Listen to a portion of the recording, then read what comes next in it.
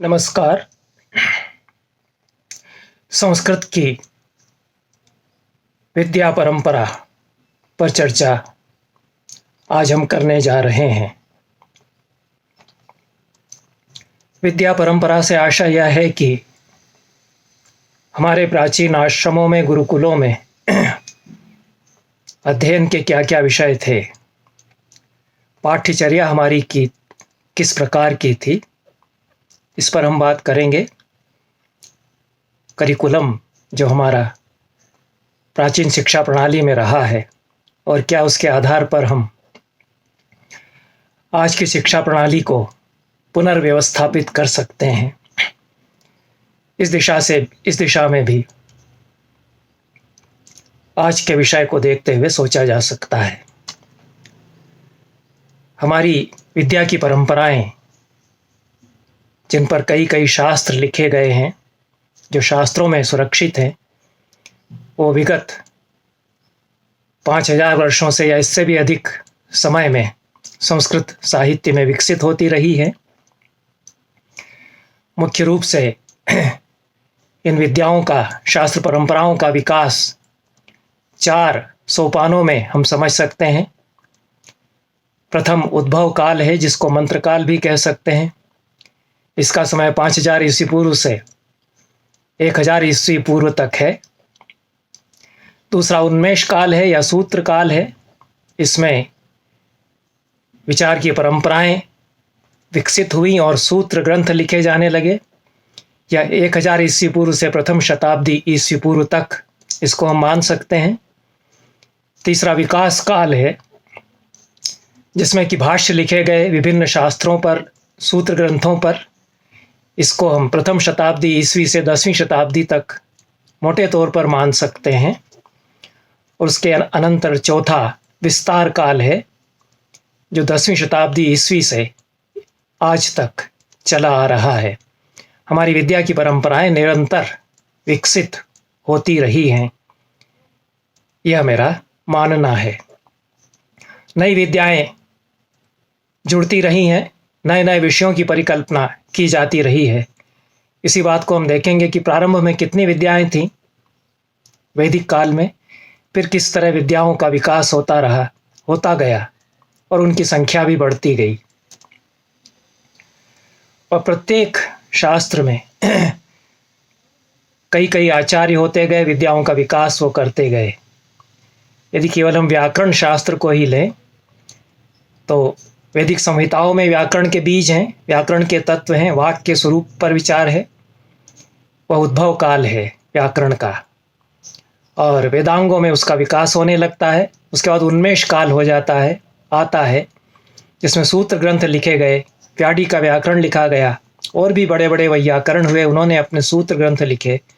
और सबसे अधिक प्रसिद्ध, परिनिष्ठित और वर्तमान में उपलब्ध और प्रचलित ग्रंथ पाणिनि का अष्टाध्यायी, कम से कम ईसा से 500 साल पहले लिखा गया। यास्क भी इसी परंपरा में पाणिनि के पहले हुए, जिन्होंने निरुक्त लिखा। पाणिनि, पतंजलि और कात्यायन, ये सभी महान वैयाकरण, त्रिमुनि जिनको कहते हैं, ये हुए उन्मेष काल में, जो कि 1000 ईस्वी से पहली शताब्दी ईस्वी पूर्व तक, 1000 ईस्वी पूर्व से पहली शती ईस्वी पूर्व तक माना जा सकता है। तीसरा जो विकास काल है, जिसमें कि व्याख्याएं हुई, मौलिक व्याख्याएं हुई। व्याकरण के क्षेत्र में हम देखते हैं कि भर्तृहरि ने वाक्यपदियम इस काल में लिखा, काशिका जैसा ग्रंथ लिखा गया, अत्यंत ही प्रौढ़ ग्रंथ। और भी व्याकरण में नए प्रस्थान विकसित हुए। फिर विस्तार काल है, जिसमें कि नव्य व्याकरण आ जाता है। पट्टोजी दीक्षित सिद्धांत कौमुदी लिखते हैं। और भी आगे चल कर के महान वैयाकरण हुए, जिन्होंने नया चिंतन दिया। नागेश भट्ट हुए, कौंड भट्ट हुए। 20वीं शताब्दी तक और 21वीं शताब्दी तक यह परंपरा संस्कृत में व्याकरण शास्त्र की उद्भव, उन्मेष, विकास और विस्तार, इन 4 चरणों में अभी तक निरंतर चली आ रही है। प्रत्येक विद्या की परंपरा को हम इसी विकास की धारा में समझ सकते हैं। हमारे जो विदेशी शासक थे, उन्होंने गलत छवि हमारी विद्या परंपराओं की प्रस्तुत की, हमारी ज्ञान परंपराओं की।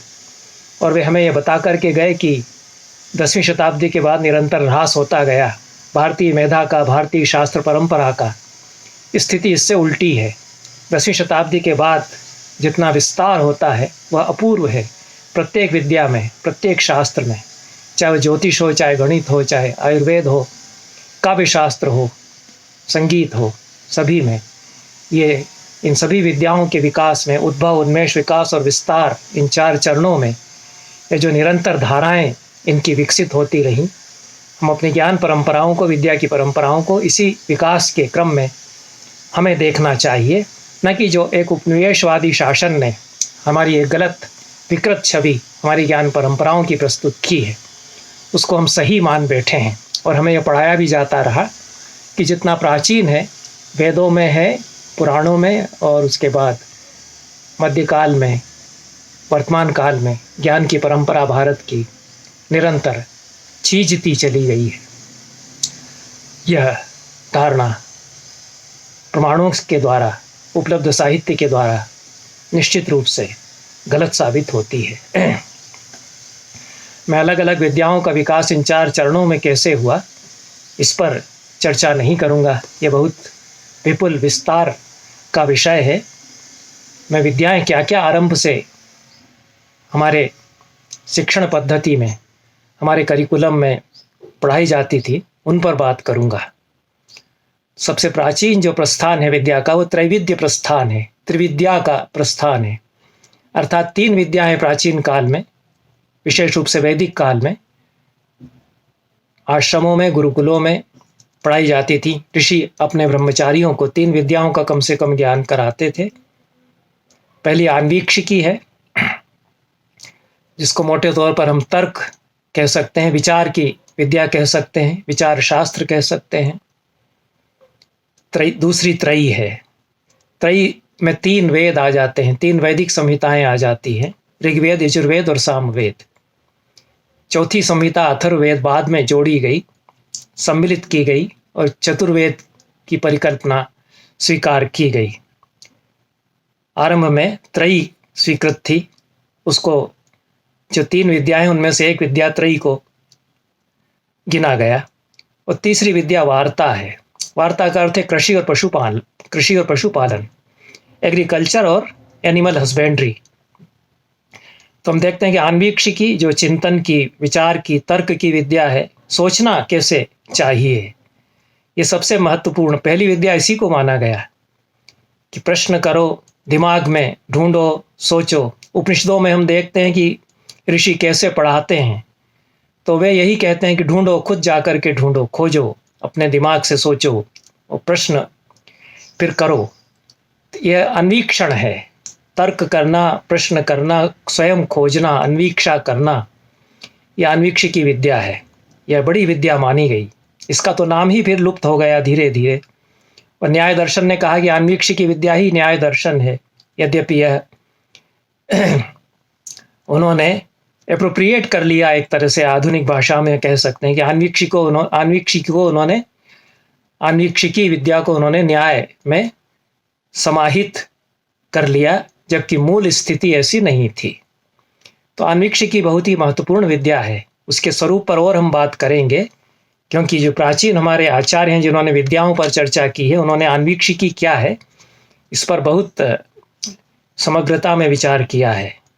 तो आन्वीक्षिकी त्रयी, 3 वेद, वार्ता, कृषि और पशुपालन। आप देखिए कि संपूर्ण जीवन इन्हीं से बनता है। बाद में विद्याओं की संख्या बढ़ती जाती है, लेकिन मूल विद्याएं ये हैं। इन्हीं से फिर आन्वीक्षिकी से सारे दर्शन विकसित होंगे, चिंतन की सारी परंपराएं विकसित होंगी। त्रयी 3 वेदों से 4 वेद, फिर वेदांग, फिर उपवेद, कई विद्याएं निकलती चली जाती हैं। और वार्ता में जीवन की सारी विद्याएं आ जाती हैं, शिल्प, हुनर। वार्ता जीवन की विद्या को ही कहते हैं। तो उन्होंने मोटे तौर पर कृषि और पशुपालन गिनाया, क्योंकि कृषि प्रधान सभ्यता थी। तो गुरुकुलों में 3 विषय पढ़ाए जाते थे, मतलब कृषि और पशुपालन भी सिखाया जाता था। ऐसा नहीं है कि वेद पढ़ रहे हैं और ब्राह्मण हैं तो हमारा काम नहीं है खेती करना और गाय पालना। ये बाद में ये विचार आया कि ब्राह्मण जो है वो उनका काम खेती करना, पशुपालन करना नहीं है, वो वैश्यों का, शूद्रों का काम हो गया। ये जो प्राचीन हमारी विद्या की व्यवस्था है उसमें उनको सीखना पड़ता था, और ऋषि कृषि करते थे। आप ऋषियों का जीवन देखिए, वो कृषि करते हैं, और वेद के ऋषि कहते हैं कि कृषिमित कृषस्व, खेती करो। अपने विद्यार्थियों से भी कहते थे। देश कैसे आगे बढ़ेगा अगर सब लोग जो तथा कथित तपस्या करते रह जाएंगे। तो ये हमारी विचारधारा नहीं थी, ये तो हमको बताया गया है कि वो जंगल में जाके भूखे रहकर तपस्या जो करते हैं वही तपस्या है। तपस का स्वरूप अलग है। जीवन की जो समग्र साधना है वही तपस है। उसके लिए तपना, विद्याओं के लिए तपना, अपने आप को तपाना, वही तपस है। और इस तरह से भूखे रहना, रह करके करना और बाद में कहना कि सिद्धियां प्राप्त हो जाएंगी, ये सब थोपा गया हमारे ऊपर। बताया गया कि आप इस तरह के आध्यात्मिक देश हैं। हम किस तरह के देश थे ये आप देखिए। यहाँ जो वेद के ऋषि बता रहे हैं कि अन्वीक्षिकी, त्रयी और वार्ता, ये 3 विद्याएं हैं। ये तीनों गुरुकुलों में, आश्रमों में ऋषि पढ़ाते हैं।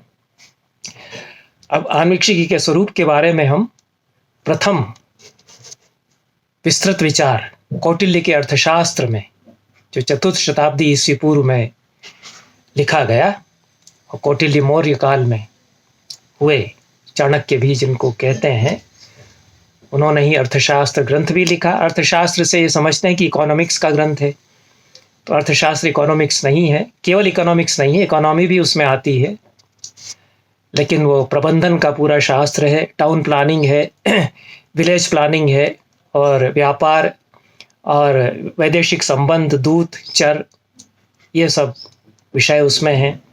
तो पॉलिटिकल साइंस है, डिप्लोमेसी है, ये सारे विषय उसमें आते हैं। और बड़ा ग्रंथ है, उसमें समग्र जीवन की परिकल्पना है। तो कौटिल्य उसमें यह भी विचार करते हैं कि क्या क्या विषय पढ़ाए जाने चाहिए, राजाओं को, राजकुमारों को, भावी प्रशासकों को क्या क्या विषय पढ़ाए जाने चाहिए, अन्य लोगों को गुरुकुलों में क्या क्या विषय पढ़ाए जाने चाहिए। तो यही वो भी कहते हैं कि आरंभ में ये 3 विद्याएं थी जो मैंने कहा प्राचीन काल में। कौटिल्य 4th शताब्दी ईस्वी पूर्व में बताते हैं कि ये 3 विद्याएं थी, अन्वीक्षिकी, त्रयी, वार्ता। और कौटिल्य ने कहा कि 4थी विद्या दंड नीति भी इसमें जोड़ी जाना चाहिए। वो उनका मत था, उन्होंने आग्रह किया। दंड नीति यही है, प्रशासन है, डिप्लोमेसी है, राजनीति शास्त्र भी है, इकोनॉमिक्स भी है, प्लानिंग है, मैनेजमेंट है। ये इसको स्वतंत्र विषय मान लेना चाहिए। प्राचीन जो 3 विद्याएं उनमें से वार्ता के अंतर्गत आ जाएगा यह, क्योंकि जीवन की विद्या ही वार्ता है। लेकिन वार्ता में चूंकि मुख्य रूप से कृषि और पशुपालन माना गया, तो उसका विस्तार करते हुए कौटिल्य ने कहा कि 4थी विद्या फिर दंड नीति भी मानना चाहिए। तो अन्वीक्षिकी, त्रयी, वार्ता और दंड नीति। अन्वीक्षिकी, त्रयी, वार्ता, दंड नीतिश्च शाश्वती, ऐसा फिर माना गया कि 4 विद्याएं फिर मानना चाहिए। तो वैदिक काल में 3 विद्याएं हुई, और कौटिल्य तक आते आते फिर ये कहा गया कि 4 तो कम से कम मानो ही। और कौटिल्य इन चारों के स्वरूप पर विस्तार से चर्चा करते हैं। बताते हैं कि अन्वीक्षिकी क्या है। सांख्यम योगो लोकायतम चेत्यान्वीक्षिकी। सांख्य, योग और लोकायत ये अन्वीक्षिकी है।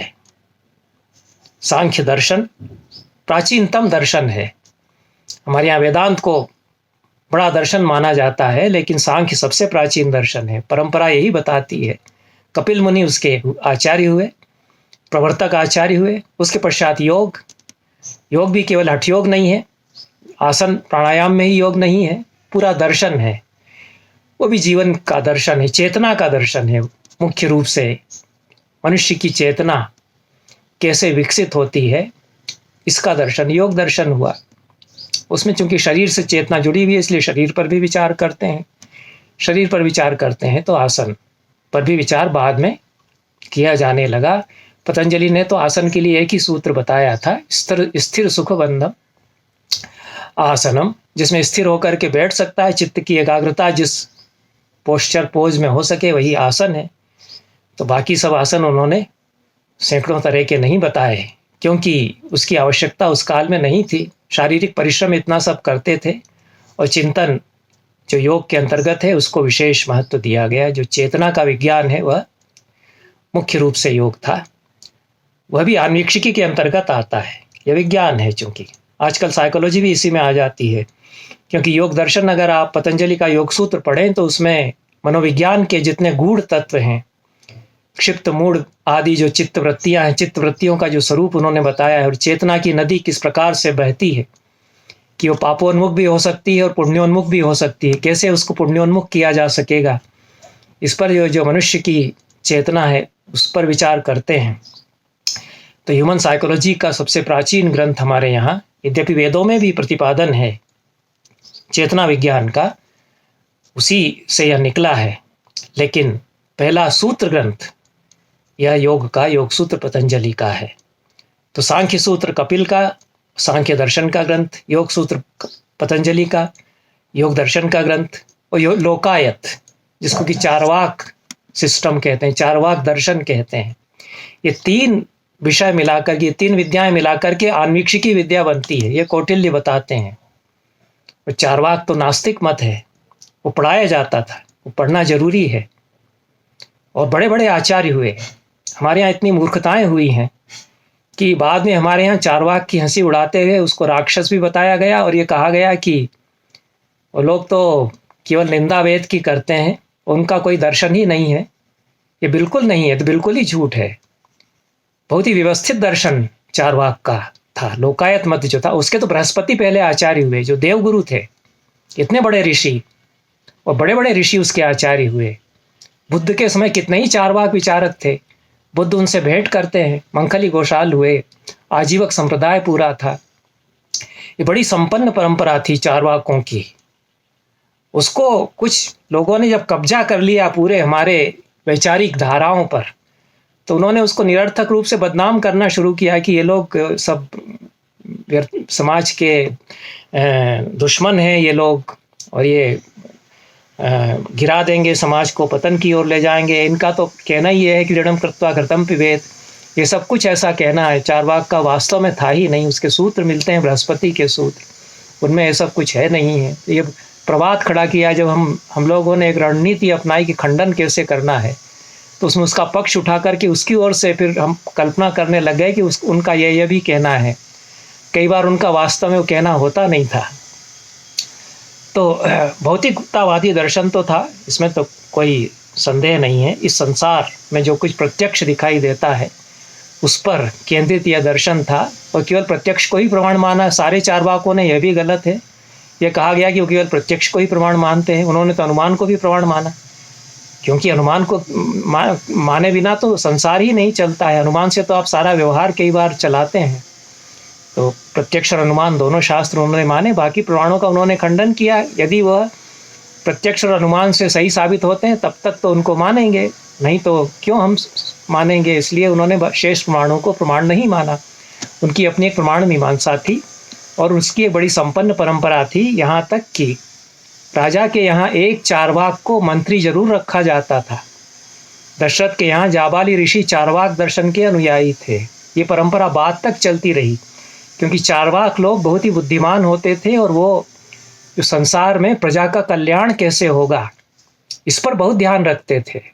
नहीं तो ये लोग जो है, जो बहुत पुरोहित लोग हैं, जिनको यज्ञ कराना उसी में जिनकी रुचि हुआ करती थी, वो इस तरफ ध्यान ही नहीं देंगे कि किसानों की क्या हालत हो रही है, सामान्य जनों की क्या हालत हो रही है। इस पर बोलने वाले तो चारवाक थे, क्योंकि भौतिकतावादी उनकी दृष्टि थी। प्रजा सुखी रहे, संपन्न रहे, ये वो कहते थे। आर्थिक समृद्धि होना चाहिए। वो आर्थिक समृद्धि कैसे हो, इसलिए इकोनॉमिक्स बढ़ना चाहिए, इकोनॉमिक ग्रोथ बढ़नी चाहिए। तो ये जो चारवाक दर्शन था वो जरूर पढ़ाया जाए। ये आन्वीक्षिकी में 3 दर्शन इस तरह से आए, सांख्य, योग और लोकायत। और वैसे तीनों ही दर्शनों में ईश्वर मूलता नहीं माना गया, न तो सांख्य में ना बाद में योग में। तो खैर पुरुष विशेष को ईश्वर कहा गया, शेश्वर सांख्य भी हुआ, लेकिन मूल प्रकृति हमारी जो ये थी इस प्रकार की थी। ये आन्वीक्षिकी विद्या तर्क की विद्या थी, जो तर्क से सिद्ध होता है, विचार से। मनुष्य को विचार करना सिखाने वाली विद्या यह थी। इसमें 3 दर्शन मुख्य रूप से आते थे, और कौटिल्य उसकी महिमा का बहुत गान करते हैं। कौटिल्य बहुत जोर देते हैं कि आन्वीक्षिकी सिखाया जाना चाहिए, ताकि तर्क कर सके, बुद्धि का उपयोग कर सके। राजा, राजकुमार, प्रशासक, मंत्री, राजा के सेवक और प्रजा के लोग भी।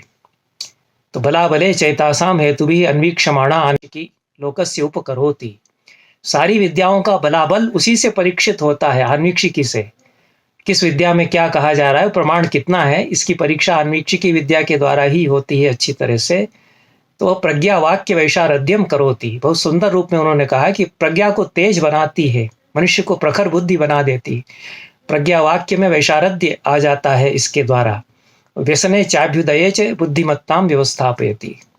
व्यसन और अभ्युदय में बुद्धिमत्ता को स्थिर करती है, घबराता नहीं है आदमी। यदि तर्क का, बुद्धि का उपयोग कैसे कहाँ करना है, यह उसने ट्रेनिंग ले ली है अन्वीक्षिकी पढ़ करके, सांख्य, योग और लोकायत तीनों का अभ्यास करके। क्योंकि सांख्य दर्शन तो सृष्टि कैसे हुई, उसके मूल तत्व क्या हैं, मनुष्य जीवन का विकास कैसे हुआ, इस पर बहुत गहरा विचार उसमें किया गया और उसमें 25 तत्व बताए गए। उसको सब दर्शनों ने स्वीकार किया, उसका खंडन नहीं किसी ने किया, क्योंकि वो तो मानना ही पड़ेंगे आपको, प्रकृति पुरुष किसी न किसी रूप में। बाद में उसको चाहे माया कहते रहें और उसको जीव ब्रह्म वगैरह कहते रहें, लेकिन सांख्य ने सबसे प्राचीन विचार जो सृष्टि विज्ञान का किया, वो बहुत ही वैज्ञानिक चिंतन के साथ किया। तो ये, और योग दर्शन जो चेतना का विज्ञान है, लोकायत जो कि भौतिक विज्ञान है, तो तीनों ही विज्ञान ही हैं। ये विज्ञान की पढ़ाई एक तरह से हो रही है प्राचीन भारतीय गुरुकुलों में अन्वीक्षिकी के अंतर्गत। और ये सारी विद्याओं का निकष, एक तरह से इनको कसौटी भी अन्वीक्षिकी से ही बनती है, ऐसा कौटिल्य बताते हैं। और बुद्धि प्रखर इसी से होगी, मनुष्य जीवन में आगे इसी से बढ़ेगा। तो अंत में वो कहते हैं, ये जो श्लोक कौटिल्य ने उद्धृत किया, इसको फिर न्यायसूत्र में गौतम ने भी उद्धृत किया है अन्वीक्षिकी का महात्म्य बताते हुए। तो प्रदीपः सर्व विद्यानाम, उपायः सर्व कर्मणाम, आश्रयः सर्व धर्माणाम, शश्वदान्वीक्षिकी मता। सारी विद्याओं के लिए प्रदीप है, उनको उजाला दिखाने वाली विद्या एक अन्वीक्षिकी है। उपाय सर्व कर्मणाम, जीवन के सारे कार्यों के लिए उपाय बताने वाली विद्या अन्वीक्षिकी विद्या है। आश्रय सर्व धर्माणाम, सारे धर्मों का आश्रय, मनुष्य जीवन के जो धर्म है उनका आश्रय अन्वीक्षिकी विद्या है। यह शाश्वत विद्या है, हमेशा काम में आने वाली विद्या है। यह कौटिल्य आरंभ में ही विद्या का विचार बहुत विस्तार से करते हैं। जिनको प्राचीन भारतीय शिक्षण पद्धति का अध्ययन करना हो, उनको कौटिल्य के अर्थशास्त्र का जो अध्यक्ष प्रचार पहला अधिकरण है, उसका अध्ययन करना चाहिए। और बाद में राजशेखर ने अन्वीक्षिकी के स्वरूप को थोड़ा विस्तृत रूप में बताया, विस्तारित उसको किया। बाद में अन्वीक्षिकी में जोड़ा गया कि अन्वीक्षिकी के 2 पक्ष हो जाते हैं, पूर्व पक्ष और उत्तर पक्ष।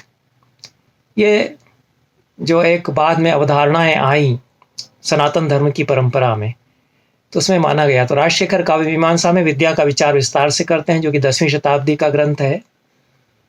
द्विधा चान्वीक्षिकी पूर्वोत्तर पक्षाभ्याम, पूर्व पक्ष और उत्तर पक्ष के द्वारा 2 प्रकार की अन्वीक्षिकी विद्या है। अर्हत बदंत दर्शने लोकायतम च पूर्व पक्षः।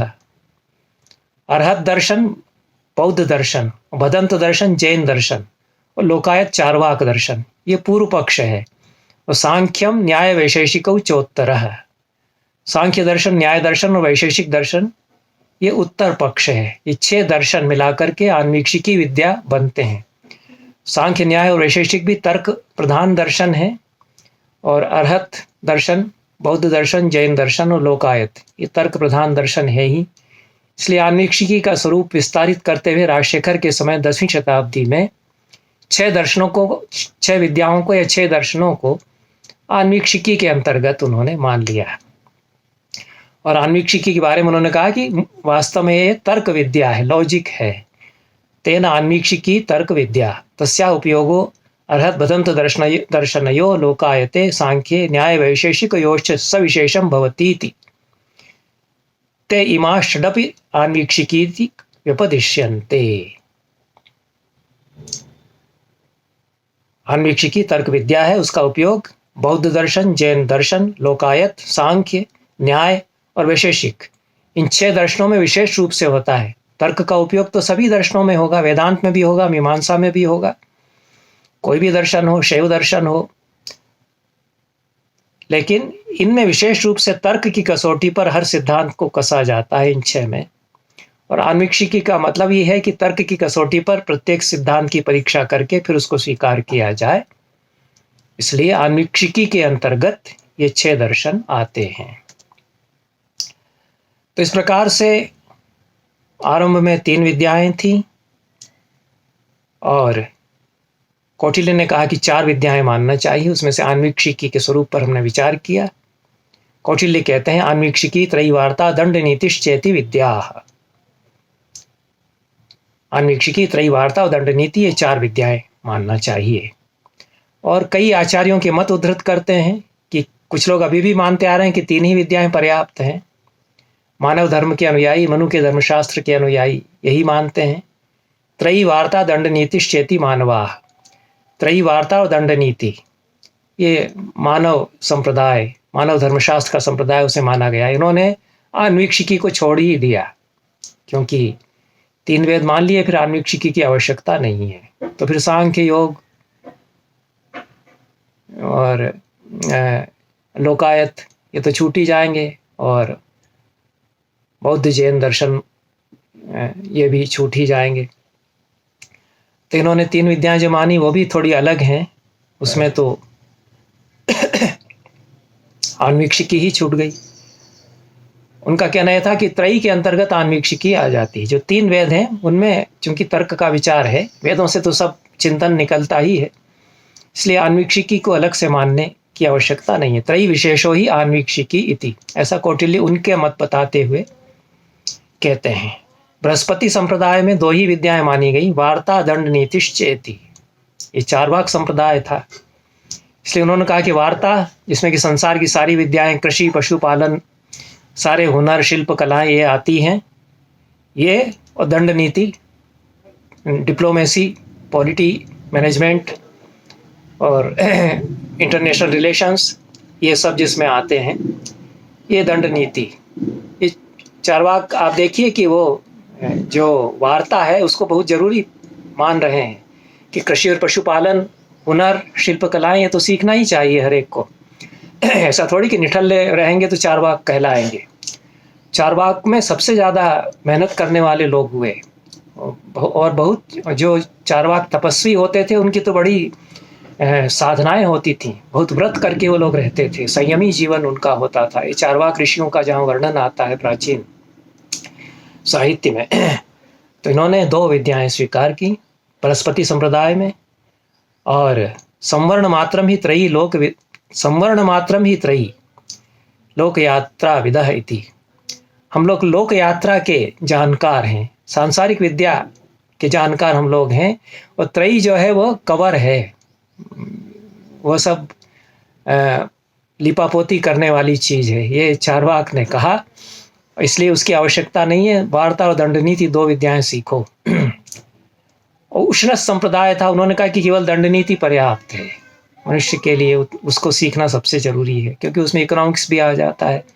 इकोनॉमिक्स में सब आ ही जाएगा, बाकी सब पॉलिटिकल थॉट और थ्योरी और प्रैक्टिस ये सब उसमें आ ही जाएगा।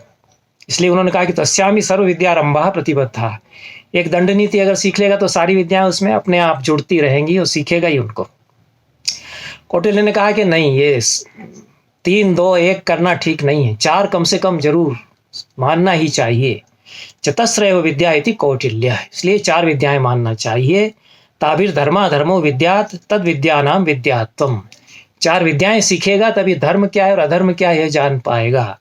विद्या का विद्यात्व तो इसी पर है कि धर्म और अधर्म दोनों को जीवन के लिए समझ सके। ये प्रथम अधिकरण के प्रथम अध्याय के दूसरे पाद में कौटिल्य कहते हैं अर्थशास्त्र में। लेकिन इसके साथ ही लगभग इसी समय चतुर्दश विद्याओं की परिकल्पना इन्हीं 4 विद्याओं से हो जाती है, तो 14 विद्याएं हो जाती हैं, क्योंकि 4 वेद हो जाते हैं। तो ऋग्वेद, यजुर्वेद, सामवेद और अथर्ववेद 4 वेद, 4 वेदों की 6 वेदांग हो जाते हैं, क्योंकि वेद को समझने के लिए कुछ विषय पढ़ना आवश्यक हो गया। वेद को यदि समझना है तो वेद केवल रट्टा मारने के लिए तो नहीं था कि मंत्र याद कर लीजिए, तो कई लोगों ने केवल याद करने में अपना जीवन खपाया। उन्होंने कहा कि अर्थ जाने ना जाने इससे मतलब नहीं है। हम तो विनियोग बताते हैं कि ये मंत्र पढ़ के अमुक यज्ञ करो, और अर्थ बताना और अर्थ समझाना और समझना ये हमारा काम है ही नहीं। ये एक संप्रदाय था। यास्क जो कि बड़े ऋषि हुए, वैदिक ऋषि हुए, उन्होंने निरुक्त में बहुत विस्तार से इस मत का खंडन किया। उन्होंने कहा कि जो ये कहता है वो तो गधा है, गधे की तरह भार ढोने वाला है। स्थाणुरयम भार हारा किलाभूत आदित्य वेदान न विजानाति योर्थम। वेद याद कर लिए और अर्थ नहीं समझा मंत्रों का, तो माल ढोने वाला पशु एक तरह से है, और स्थाणु की तरह से वह है, ठूंठ बन करके वह रह जाएगा।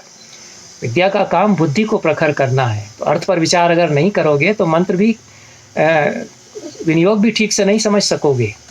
बहुत तर्क से वो समझाते हैं। तो इसलिए वेदों के अर्थ समझने के लिए वेदांग समझना आवश्यक है। वेदांग में आ गए शिक्षा, कल्प, निरुक्त, ज्योतिष और छंदस, 6 विषय आ गए। तो 4 वेद और 6 ये विषय वेदांग, 10 विद्याएं हो गई। न्याय, मीमांसा, इतिहास और पुराण, 4 विद्याएं इनके साथ और जुड़ी, तो 14 विद्याएं हो गई। तो वेदांग बहुत ही महत्वपूर्ण विषय है। इसी से हमारी पूरी शिक्षा प्रणाली कैसे विकसित हुई है ये हम देखते हैं। और आज की भाषा में कहें तो शिक्षा जो है फोनेटिक्स और फोनोलॉजी, तो आप ये देखेंगे कि भाषा पर कितना जोर दिया गया है। क्योंकि भाषा सही सीखोगे तो जीवन में व्यवहार शब्दों का कैसे करना है जान पाओगे, उसी से जीवन यात्रा अच्छी तरह चलेगी। और हमारी जो शिक्षा प्रणाली है उसमें भाषा पर अब सबसे कम जोर है। ये मान लिया कि भाषा अच्छी होने की ज़रूरत नहीं है, आप साइंस पढ़ लीजिए, आप केमिस्ट्री फिजिक्स पढ़ लिया और कुछ उसके फार्मूले रटे हुए हैं, और भाषा हमारे पास है या नहीं संपन्न इससे मतलब नहीं है। अगर आप इतिहास देखें कि जो मौलिक शोध करने वाले वैज्ञानिक हैं उनके पास भाषा थी, क्योंकि चिंतन काहे में करेगा। अगर वो सापेक्षता सिद्धांत है, थ्योरी ऑफ रिलेटिविटी है, तो भाषा में कैसे उसको बताएगा। फिर भाषा में बता नहीं पाएगा तो विकसित नहीं होगा वो दर्शन। क्योंकि आपके पास भाषा है तो आप विकसित कर सकते हैं किसी भी फिलॉसफी को, किसी भी साइंस को। तो ये 6 वेदांगों में 3 तो सीधे सीधे भाषा से ही जुड़े हुए हैं। भाषा का विकास उसके भीतर कैसे हो, शिक्षा उच्चारण की शिक्षा है, जिसको आजकल फोनेटिक्स और फोनोलॉजी कहा जाता है। तो वैदिक काल में इस पर बहुत से ग्रंथ लिखे गए जिनको प्रातिशाख्य कहा जाता है। शब्दों का सही उच्चारण कैसे होगा हर शब्द का, इसको सिखाने की विद्या शिक्षा हुई। शिक्षा बाद में एजुकेशन के लिए आने लग गया, शिक्षा शास्त्र एजुकेशन विषय हो गया, वो बात की बात है। लेकिन शिक्षा का मतलब यहाँ फोनेटिक्स और फोनोलॉजी है। कल्प जो है वह यज्ञ का विज्ञान है, उसमें ज्योमेट्री और टिग्नोमेट्री आ जाता है, गणित भी उसमें आ जाता है। जितने कल्प सूत्र लिखे गए यज्ञ की विधि बताने के लिए, उसमें यज्ञ वेदी का मेजरमेंट नाप बताया जाता है, उसमें सारा रेखा गणित है। क्योंकि जिसको आजकल हम सेंटीमीटर कहते हैं, उसका भी सूक्ष्म से सूक्ष्म हिस्सा नाप करके और उसको नापने की विधियां मालूम होना चाहिए। और त्रिकोण, चतुष्कोण, षटकोण जो वेदियों के आकार होंगे कई प्रकार के, वो बताए गए हैं। तो कल्प के अंतर्गत ज्योमेट्री आ जाती है, टिग्नोमेट्री आ जाती है, गणित के सिद्धांत आ जाते हैं। निरुक्त भाषा शास्त्र है, एटिमोलॉजी और लिंग्विस्टिक्स उसको कह सकते हैं। निरुक्ति जिसमें शब्दों की बताई जाती है, शब्दों की यात्रा कैसे चली, ये शब्द कैसे बने, इनमें धातु क्या है, नाम क्या है, पद क्या है, मूल। ज्योतिष एस्ट्रोलॉजी है, यह बहुत बड़ा विज्ञान था। नक्षत्र जानना, नक्षत्रों की गति जानना। बाद में तो ज्योतिष को कुंडली बना करके भविष्य बताना, यही ज्योतिष का समझने लग गए लोग। यह तो उसका मूल अर्थ नहीं था। जो वैदिक ज्योतिष है उसमें नक्षत्रों की गतियों का अध्ययन, बहुत सूक्ष्म अध्ययन किया है उन्होंने। उसी के आधार पर तिलक ने ऋग्वेद का काल निर्धारण किया, क्योंकि उसमें जो नक्षत्रों की कॉन्स्टलेशन स्थितियां बताई हैं वो कितने हजार साल पुरानी हैं। उसके आधार पर तिलक ने बहुत ही वैज्ञानिक ढंग से ऋग्वेद के लिए कहा कि वो 6 ईसा से 6000 साल से 8000 साल पुराना कम से कम हो सकता है। छठा विषय छंदस या प्रोसोडी है, छंदस शास्त्र। छंद नहीं समझेगा तो जीवन की गति लय नहीं जान सकेगा, तो जीवन का कोई आनंद ही नहीं रहेगा उसके लिए। तो इस तरह से शिक्षा, कल्प, निरुक्त, ज्योतिष और छंदस 6 वेदांग माने गए। ये गुरुकुलों में अवश्य पढ़ाए जाएं 4 वेदों के साथ। ये व्यवस्था हमारे यहाँ रही। 4 वेद, 6 वेदांग, 10 हो गए, और न्याय, मीमांसा, इतिहास और पुराण। ये उसमें 4 और जुड़े तो 14 चतुर्दश विद्याएं हो गई। न्याय दर्शन तर्क का दर्शन है, मीमांसा वेदों की व्याख्या का दर्शन है, वाक्य विज्ञान है, और व्याख्या शास्त्र भी इसको कह सकते हैं कि किसी भी ग्रंथ की व्याख्या कैसे की जाती है, यह मीमांसा दर्शन हमको बताता है।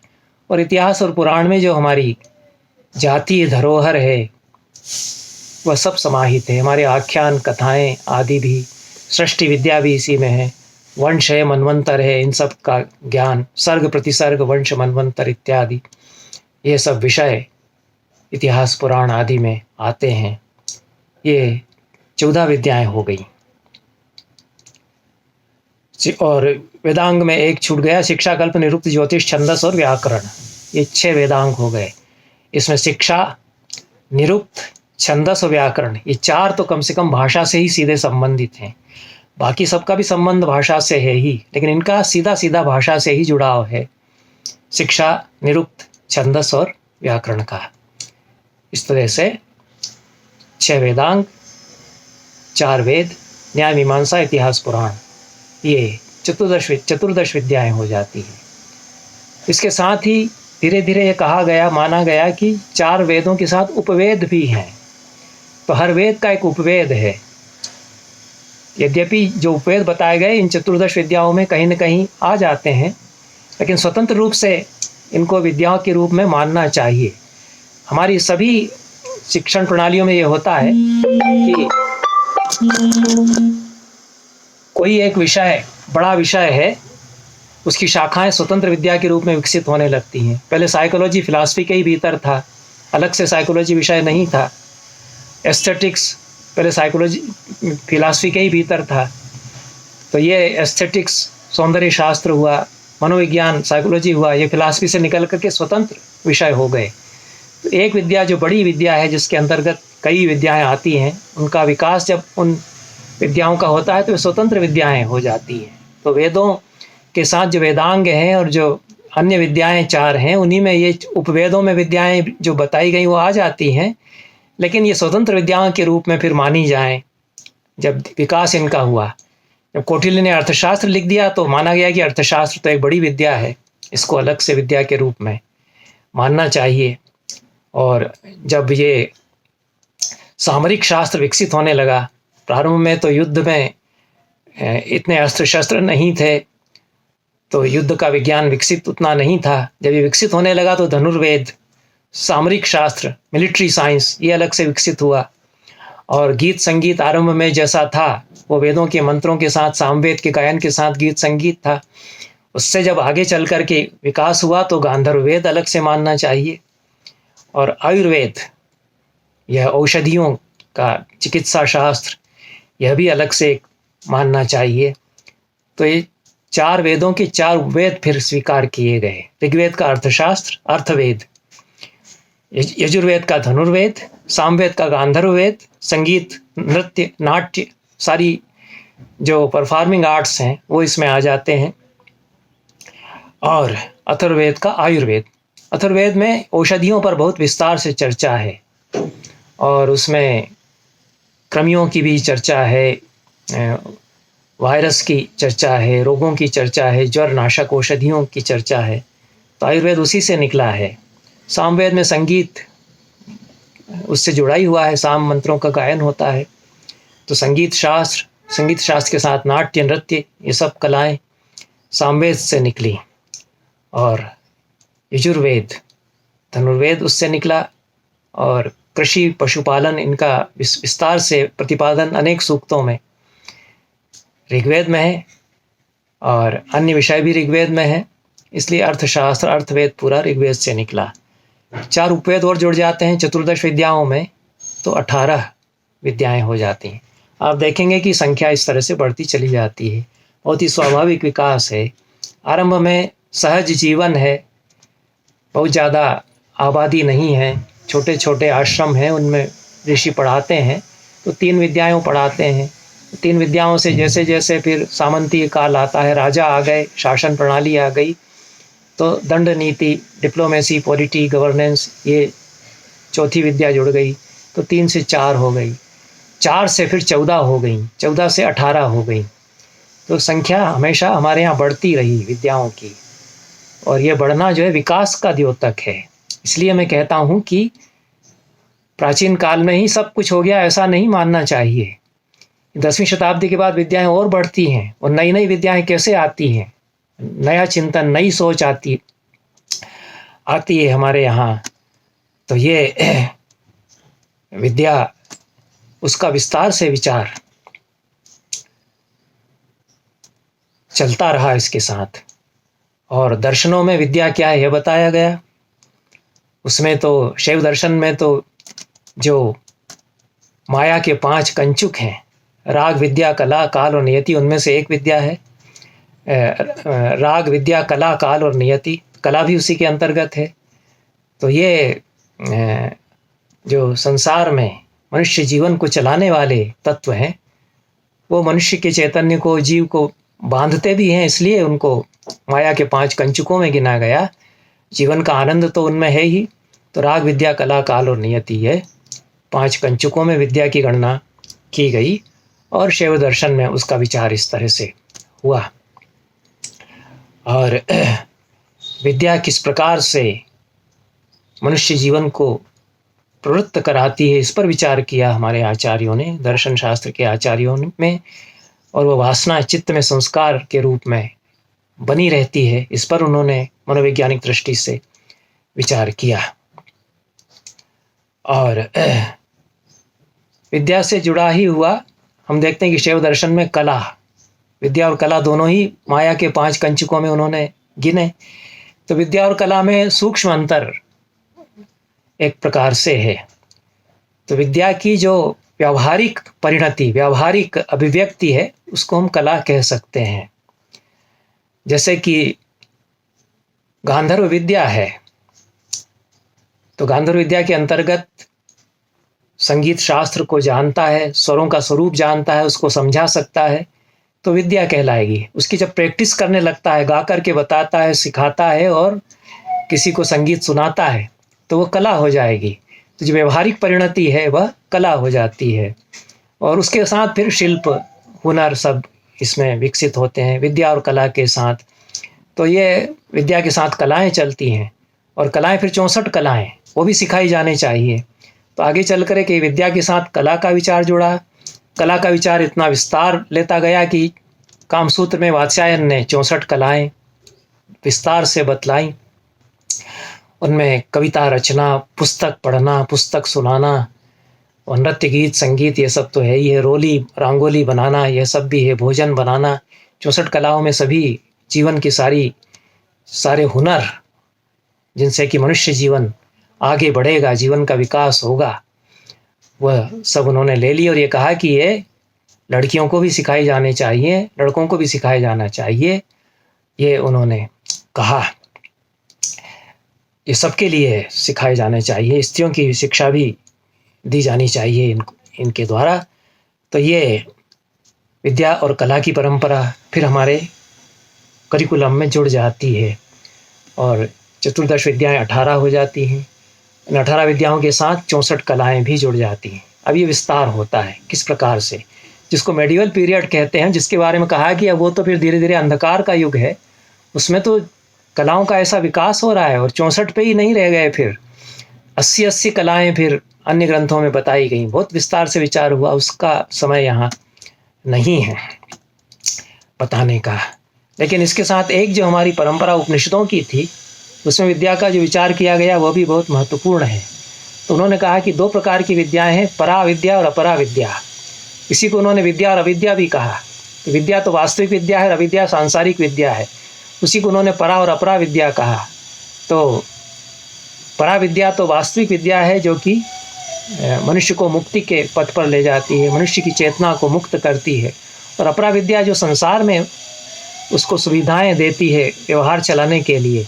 तो सारे शास्त्र वास्तव में अपरा विद्या के अंतर्गत ही आते हैं। उपनिषद यही बताते हैं कि ये सब जो त्रयी है, 3 वेद मानो चाहे 4 वेद मानो, जितने शास्त्र हैं ये सब, और वेदांग हैं, ये सब अपरा विद्या है। क्योंकि ये मुक्ति केवल इनसे नहीं मिलेगी, इनसे आगे बढ़ेंगे तब मुक्ति मिलेगी। जहाँ शास्त्र छूट जाते हैं, जहाँ भाषा भी छूट जाती है, और वहाँ साधना से, तपस से मनुष्य अपनी चेतना में अपने आत्मान्वेषण के द्वारा अपनी मुक्ति का द्वार खोजता है, तो वो पराविद्या है, वो शब्दातीत है। तो पराविद्या उपनिषदों में बताई गई, अपराविद्या भी बताई गई। तो ये नहीं बिल्कुल समझना चाहिए कि हमारे यहाँ असली विद्या पराविद्या को माना गया है, इसलिए पराविद्या ही सीखना चाहिए। ये हमारे प्राचीन ऋषियों ने उपदेश दिया है। उन्होंने कहा कि जो केवल परा से बंध करके रह गया वो तो मूर्ख ही है, जो केवल अपरा से बंध करके रह गया वो भी मूर्ख है। दोनों का अधःपतन हो जाता है। तो जो दोनों को समझ लेता है और दोनों को सीखता है, उसी का जीवन संपूर्ण बनता है। विद्याम च अविद्याम च यस्तत् वेदो भयम सह अविद्या मृत्युम तीर्थवा विद्यामृतम अश्नुते। ये जो जीवन में मृत्यु का सागर पार करना है, यह तो अपराविद्या के द्वारा ही कर पाएगा, जो सांसारिक विद्या है। तो ये जो बाद में कहा गया कि सन्यासी हो जाओ केवल, और केवल ज्ञान पढ़ो, वेदांत केवल सीखो, जो शंकराचार्य ने कहा, ये हमारे यहाँ मूलतः अवधारणा उपनिषदों की नहीं थी। उन्होंने कहा कि परा भी आवश्यक है, अपरा भी आवश्यक है, वो दोनों सीखना होगी, संसारिक विद्या भी सीखना होगी। इसलिए शंकराचार्य के पहले ज्ञान कर्म समुच्चयवाद था। ज्ञान भी आवश्यक है, और कर्म जो जीवन का है, कर्म से जुड़े हुए जितने शिल्प, हुनर, कलाएं सब हैं, वो भी आवश्यक हैं। नहीं तो समाज कैसे चलेगा और जीवन कैसे चलेगा?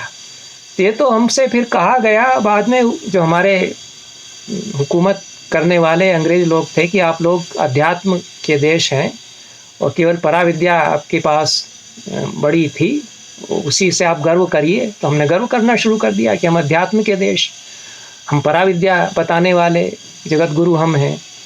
तो हम बड़े बड़े वैज्ञानिक भी हमने पैदा किए हैं, और वो क्या कह रहे हैं, वो क्या अन्वेषण कर रहे हैं। चारवाक भी इतनी बड़ी फिलॉसफी हमारे यहाँ रही है, वो क्या कह रहे हैं, ये इस पर तो हमने सब प्रायः भुला दिया।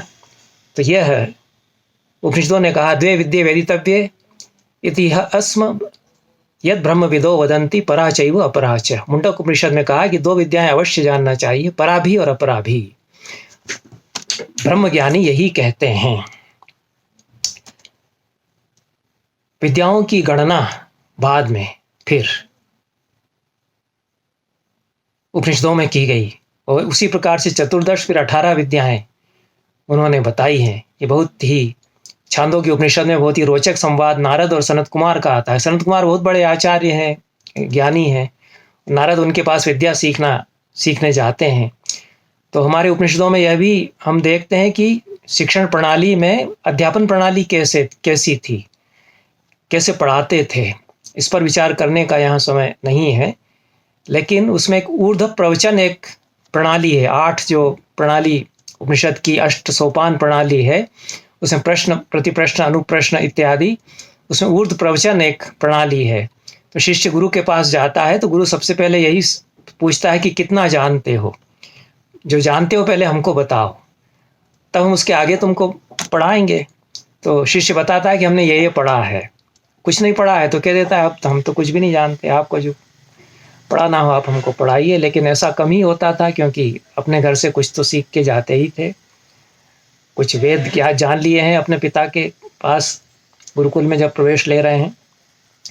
तो इसको ऊर्ध्व प्रवचन कहते थे, कि उसके आगे का प्रवचन या व्याख्या मैं करूँगा जितना तुम जानते हो। तो नारद ब्रह्मज्ञान की इच्छा से सनत कुमार के पास जाते हैं, क्योंकि सनत कुमार सबसे बड़े ब्रह्मज्ञानी हैं। तो सनत कुमार उनसे पूछते हैं कि क्या पढ़ा है। तो नारद विद्याएं गिनाते हैं, बहुत सारी विद्याओं के नाम उन्होंने गिना दिए, बहुत ही रोचक है। और उसमें नारद कहते हैं कि मैंने ये भी पढ़ा। ऋग्वेदम, भगवोध्यायम, यजुर्वेदम, सामवेदम, अथर्वाणम, चतुर्थम इतिहास पुराणम, पंचमम वेदानाम वेदम, पितृयम, राशिम, देवम, निधिम, वाको वाक्यम, एकायनम, देव विद्याम, ब्रह्म विद्याम, भूत विद्याम, क्षत्र विद्याम, नक्षत्र विद्याम, सर्प देव जन विद्याम, एतत् भगवो अध्यायमी। हे भगवान, मैंने ये सब विद्याएं पढ़ी हैं। लगभग 19 विद्याएं इसमें हैं। इसमें ऋग्वेद, यजुर्वेद, सामवेद, अथर्ववेद ये तो आ ही गए। इतिहास और पुराण इस चतुर्दश विद्याओं में जो गिने गए हैं ये भी आ गए। और इतिहास पुराण को उन्होंने कहा कि ये 5वां वेद माना जाता है, इसलिए हमने इसको भी पढ़ लिया। पितृ कहते हैं श्राद्ध विधि, शंकराचार्य जैसा अर्थ करते हैं। और पितृविद्या हमने जानी। राशि कहते हैं गणित, वह हमने पढ़ लिया है। दैव विद्या हम जानते हैं। दैव विद्या जो उत्पात विज्ञान है, मतलब डिसास्टर मैनेजमेंट एक तरह से, कि आगे भूकंप आने वाला है कि तूफान आने वाला है, इसका पूर्वानुमान होना। तो ये केवल मनगढ़ंत अनुमान से नहीं होगा, ये वैज्ञानिक जानकारी के आधार पर होगा। जैसे पक्षियों को पता चल जाता है कि भूकंप आएगा, कुत्तों को पता चल जाता है कि तूफान आएगा, तो उनमें तो सिक्स्थ सेंस होती है। तो मनुष्य में भी होती है, उसको विकसित कर सकता है। लेकिन कुछ अपने पर्यवेक्षण के द्वारा लक्षण देख करके आदिवासियों में भी ये विज्ञान है कि वो लोग जानते थे कि अब सागर के किनारे रहने वाले जो आदिवासी लोग हैं वो जानते हैं कि अब तूफान 24 घंटे में आने वाला है, तो वो वहाँ से दूर हट जाते थे। तो ये एक तरह से उत्पात का विज्ञान है, डिसास्टर को जानने का विज्ञान, ये दैव विज्ञान है। निधि, महाकाल आदि निधि शास्त्र का ज्ञान है, काल के स्वरूप का ज्ञान है, वाको वाक्य है, ये बड़ी विद्या थी। तर्कशास्त्र, इसको बहस कैसे करना, तर्क कैसे करना, यह विद्या है। एकायन भी इन्होंने एक विद्या गिनाई है, अब तो इसका नाम ही नहीं जानते हैं। या नीति शास्त्र है, एथिक्स है। और देव विद्या है, निरुक्त को कहा है, एटिमोलॉजी है। और ब्रह्म विद्या जो है वह ऋग्वेद, यजुर्वेद, सामवेद, इनका ज्ञान है। और शिक्षा, कल्प, निरुक्त आदि, इनका ज्ञान भी इसी में सम्मिलित है। भूत विद्या प्राणियों का विज्ञान है, भूत तंत्र है। क्षत्र विद्या धनुर्वेद है। नक्षत्र विद्या ज्योतिष है, नक्षत्रों का विज्ञान है। सर्प विद्या गरुड़, पक्षी शास्त्र और जो जंतु विज्ञान है वह सब इसमें आ जाता है। जियोलॉजी, देवजन विद्या, और उसी में ये जो देवजन विद्याएं उन्होंने कही, इनमें कई विद्याओं का समुच्चय है, ऐसा शांकर भाष्य में वो बताते हैं। कि गंध युक्ति, जो परफ्यूम्स का शास्त्र है, वह आ जाता है। नृत्य, गीत, वाद्य, शिल्प आदि विज्ञान, ये सब उसमें आ जाते हैं। तो ये सारी विद्याएं हम सीख चुके हैं, ऐसा नारद कहते हैं। तो सनत कुमार कहते हैं कि फिर तुमने सीखा ही क्या है, इतना सब सीख लिया, जो वास्तविक विद्या है वो तो छूटी हुई है। तो वो भी फिर से गिनाते कि हाँ ये सब तुमने सीखा, ये भी सीखा, ये भी सीखा, ठीक है। सारी लिस्ट फिर से उसमें दोहराई जाती है। तो कहते हैं कि ये विद्या जो वास्तविक विद्या है वो परा विद्या है। तो अच्छा किया, वो सब सीख लिया, लेकिन अब उसके आगे की विद्या यह है। तो नारद समझते हैं कि हम केवल भाषा में अटक करके रह गए हैं, इसके आगे हम नहीं बढ़ पा रहे हैं। मुक्ति का द्वार हमारा जैसे अभी भी बंद है। तो कहते हैं सोम भगवो मंत्र भी देवास्मि, मैं केवल मंत्र जानता हूँ, भाषा जानता हूँ, शब्द जानता हूँ। नामवित्, नाम शब्द शब्द में जानता हूँ केवल, और उसके परे में नहीं देख पा रहा हूँ। मैं उस विद्या को जानना चाहता हूँ जिससे कि सारे शोक के पार चला जाए मनुष्य। तो इसलिए मुझे वो विद्या बताई है। तो सनत कुमार कहते हैं कि हाँ, जितनी विद्याएं तुमने पढ़ी वो केवल भाषा में सीमित हैं, उनका भाषा में प्रतिपादन होता है। तो संसार है उनमें, सारा संसार उनमें समाया हुआ है। संसार से ऊपर जाने वाली विद्या तुमने नहीं पढ़ी है, तो मैं तुमको वो पढ़ाऊँगा, सिखाऊँगा। इस प्रकार से ये विद्या की परंपरा उपनिषदों में जो बनती है वह एक अलग विद्या की परंपरा है। अब जैसा मैंने कहा कि 10वीं शताब्दी और उसके पश्चात बहुत अद्भुत विकास विद्या की परंपरा का हुआ। और शुक्र नीति 9वीं शताब्दी का ग्रंथ है, उसमें 32 विद्याएं और 64 कलाएं बताई गई।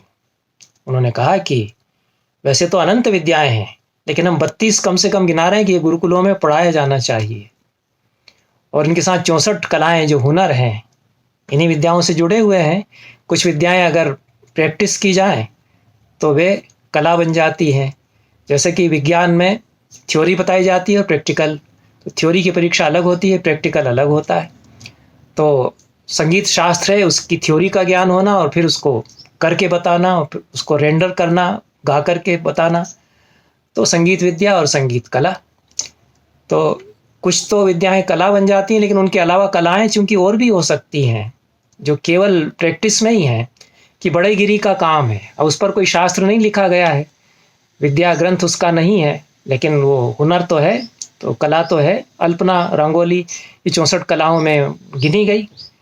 तो उस पर यदि कोई शास्त्रीय ग्रंथ नहीं है, विद्या की परंपरा उसकी चिंतन में नहीं है, तो उसकी कला तो है ही है। इसलिए कलाओं की संख्या ज़्यादा हो गई, विद्याएं 32 और ये 64।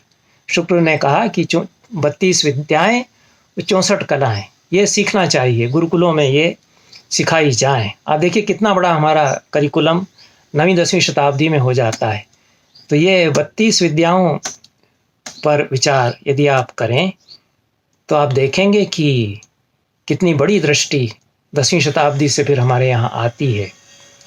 बाद में यदि उसमें अवरोध आता है वैदेशिक आक्रमणों के कारण, तो वो बात अलग है, लेकिन ये विकास जो हो रहा था और जहाँ वो वैदेशिक आक्रमणों का प्रभाव नहीं हुआ या उनके बावजूद विकास होता रहा, वहाँ तो ये विद्याएं फलती फूलती रहीं और कलाएं फलती फूलती रहीं, उनका विकास, उनमें नया चिंतन होता ही रहा। तो शुक्र नीति में जो 32 विद्याएं गिनाई गई हैं, उसके पहले शुक्राचार्य ने कहा कि विद्या अनंतास्तु कला संख्यातुम नैव शक्यते। अनंत विद्याएं हैं और कलाएं भी अनंत हैं, गिनना कठिन है। मनुष्य जीवन में कितनी विद्याएं, कितनी कलाएं हैं, लेकिन समझने के लिए मोटे तौर पर हम 32 विद्याएं बताते हैं और 64 कलाएं बताते हैं। तो विद्या मुख्यास्तु द्वात्रिंशत्, द्वात्रिंशत् कहते हैं 32 को, मुख्य विद्याएं 32। तो जो 14 थी फिर 18 हुई, वो यहाँ आकर के 32 हो गई मध्यकाल आते आते। और चतुष्षष्ठी कला स्मृता है, 64 कलाएं तो कामसूत्र में वात्स्यायन ने ईसा पूर्व 2री शताब्दी में ही बता ही दी थी।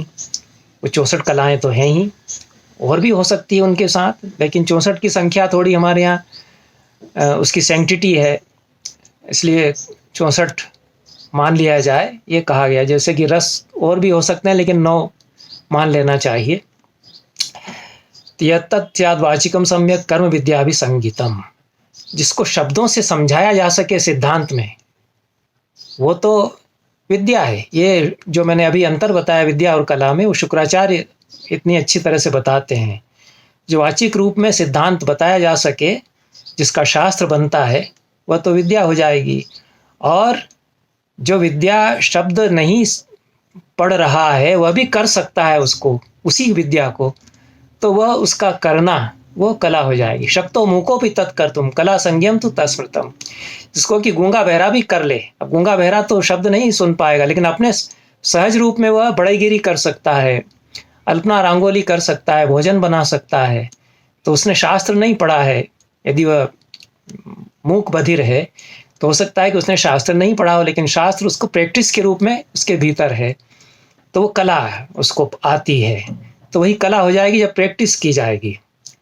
तो अब कहते हैं कि हम नाम गिनाते हैं 32 विद्याओं के, और 64 कलाओं पर अभी हम चर्चा नहीं करेंगे। 32 विद्याएं जो शुक्र ने गिनाई हैं, उन पर चर्चा करके इस प्रसंग को समाप्त करेंगे, क्योंकि उन 32 से फिर 21वीं शताब्दी तक और विद्याएं बनती चली गई हैं। यही मेरा कहना है कि 20वीं शताब्दी में, 21वीं शताब्दी में नई विद्याएं इस परंपरा में, जो संस्कृत की विद्या की परंपरा थी, उसमें आई, सहज विकास हुआ। आप रोक ही नहीं सकते। संस्कृत के बारे में जैसे ही जानकारी हुई तो मिथक शास्त्र एक विद्या आ गई। संस्कृत के बारे में जैसे ही जानकारी हुई तो कंपैरेटिव लिंग्विस्टिक्स विद्या आ गई। संस्कृत नहीं होती तो नहीं आती ये विद्याएं। संस्कृत विद्या की परंपरा का, संस्कृत का ज्ञान यदि नहीं होता तो तुलनात्मक धर्मशास्त्र, तुलनात्मक भाषा शास्त्र, तुलनात्मक मिथक शास्त्र, 20वीं शताब्दी में जो 3 नई विद्याएं आई, ये केवल संस्कृत परंपरा के कारण आई। ये तो वो लोग सारे जो विदेशी प्राच्य विद्या के विद्वान हैं, ये मानते हैं कि संस्कृत की हमारी जानकारी के कारण ये 3 विद्याएं संसार में अब मानना पड़ रही हैं कि ये 3 विद्याएं मानी जाएंगी। तो ये तो 14 से 18, 18 से 32, 32 से फिर हमारे समय में आके ये और भी जो बहुत सारी विद्याएं जुड़ी, उनमें 3 तो कम से कम हो ही गई। और फिर अनुवाद शास्त्र है, सौंदर्य शास्त्र है, ये बहुत सारी नई विद्याएं 21वीं शताब्दी तक आते आते एक तरह से computer linguistics, Sanskrit linguistics, computational Sanskrit, ये सब भी यदि आती है विद्या तो इसी परंपरा में आती है। इसलिए मेरा कहना यह है कि संस्कृत की जो विद्या परंपरा है वो वैदिक काल से 21वीं शताब्दी तक निरंतर अनेक धाराओं में, उपधाराओं में बहती चली जाने वाली स्रोतस्विनी है। लेकिन शुक्राचार्य ने जो 32 विद्याएं गिनाई गई उनको कम से कम समझ लेना चाहिए, तो हमको ये पता चल जाएगा कि 1000-1500 साल पहले हमारे पुरखे गुरुकुलों में क्या पढ़ाया जाना चाहिए, इसके बारे में क्या सोच रहे थे। तो शुक्राचार्य कहते हैं कि वो ऋग यजुः साम चातुर्वेदा, ये 4 वेद तो हो ही गए, ऋग्वेद, यजुर्वेद, सामवेद और अथर्ववेद। आयुर्धनु क्रमात् गांधर्वश्चेति तंत्राणि उपवेदा प्रकीर्तिता, 4 वेदों के साथ 4 उपवेद हो गए, आयुर्वेद, धनुर्वेद, गांधर्ववेद और अर्थवेद, ये 4 उपवेद हो गए। शिक्षा व्याकरणम कल्पो निरुक्तम ज्योतिषम तथा छंदः षडंगानीमानि वेदानाम कीर्तितानि ही, 6 वेदांग हो गए, 4 वेद, 4 उपवेद, 6 वेदांग, 14 हो गए। शिक्षा, कल्प, निरुक्त, ज्योतिष, छंदस और व्याकरण, ये 6 वेदांग हो गए, तो 14 ये हो गए। उसके बाद मीमांसा, तर्क, सांख्यानि वेदांतो योग एव च। अब मीमांसा, तर्क, सांख्य, वेदांत, योग, ये दर्शन भी फिर जुड़ गए। अब ये दर्शन आ गए थे, वेदांत दर्शन कुछ बाद में आया, मीमांसा दर्शन भी थोड़ा बाद में आया, सांख्य और योग प्राचीन दर्शन है 6 दर्शनों में।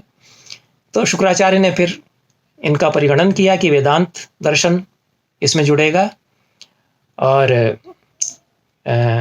तर्कशास्त्र, मीमांसा, योग, इतिहास, पुराण, स्मृतियाँ, स्मृति शास्त्र, धर्मशास्त्र, ये भी इसमें जुड़ेगा। फिर कहा कि नास्तिकम मतम, नास्तिक मत, यह भी विद्या है, जो चार्वाक दर्शन है, ये भी पढ़ाया जाना चाहिए।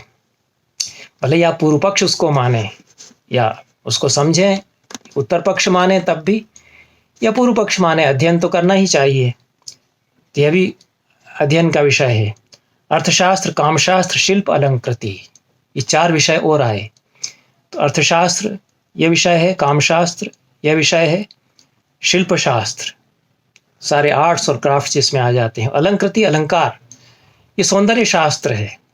अलंकार जो काव्य में, कविता में अलंकार है, उससे मतलब नहीं है। शुक्राचार्य इसकी परिभाषा देते हैं कि जिसमें सुंदर रचना अनुपात समझते हुए की जाती है, कि सारा मेजरमेंट कम ज़्यादा सब गड़बड़ नाप करके कोई सुंदर आकृति बनाई जाए, उसका जो विज्ञान है वह सौंदर्य शास्त्र, वह अलंकृति है, अलंकरण का विज्ञान है। ये भी विद्या है।